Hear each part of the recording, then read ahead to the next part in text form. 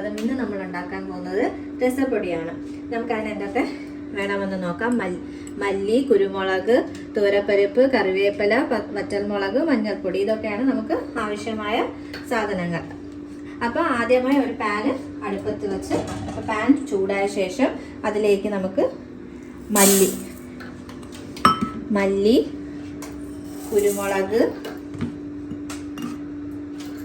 തൂരപ്പരിപ്പ്, ജീരകം,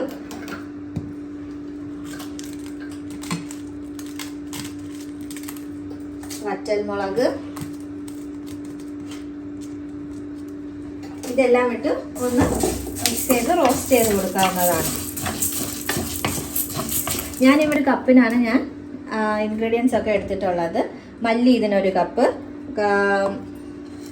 10 വറ്റൽമുളക്, 1/4 cup തൂരപ്പരിപ്പ്, 1/4 cup ജീരകം, 1/4 കപ്പ് കുരുമുളക്, 1 പിടി കറിവേപ്പില. ഇത് നന്നായിട്ടൊന്ന് റോസ്റ്റ് ചെയ്ത് കൊടുക്കുക. കരിയാൻ പാടില്ല, അതുകൊണ്ട് എപ്പോഴും ലോ ഫ്ലെയിമിലിട്ട് വേണം റോസ്റ്റ് ചെയ്യാനായിട്ട്.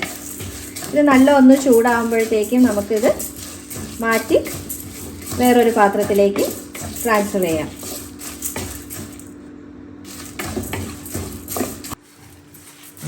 ഓക്കെ, ഇതിപ്പോൾ നന്നായിട്ട് റോസ്റ്റ് ആയിട്ടുണ്ട്. ഇത് നമുക്ക് തണുക്കാൻ വേണ്ടിയിട്ട് മറ്റൊരു പാത്രത്തിലേക്ക് മാറ്റി വയ്ക്കാം.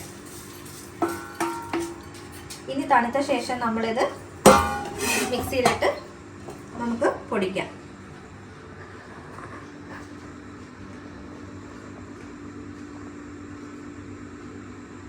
തണുത്തിട്ടുണ്ട്. അപ്പോൾ നമ്മളിനി ഒരു മിക്സി ജാറിലേക്ക് ഇത് ട്രാൻസ്ഫർ ചെയ്യണം.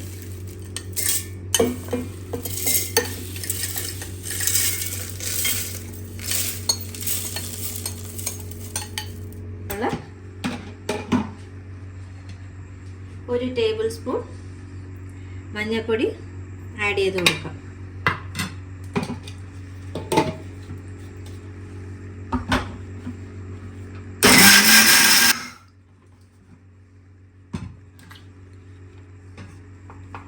ഇത് കുറച്ചുകൂടെ നമ്മൾ പൊടിക്കാം.